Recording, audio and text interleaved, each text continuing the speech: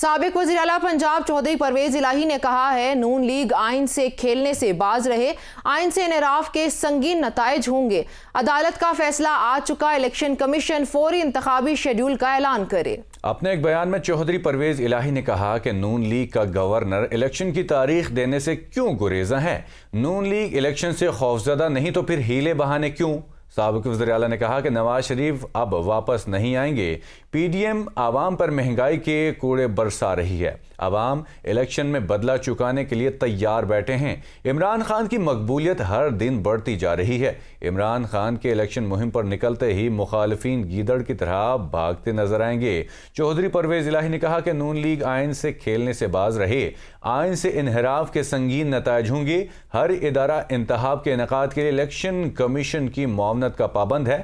Election commission فوری انتخابی schedule کا اعلان کرے۔ انتخاب کے بارے میں آئین اور قانون کے مطابق عدالت کا فیصلہ ہے۔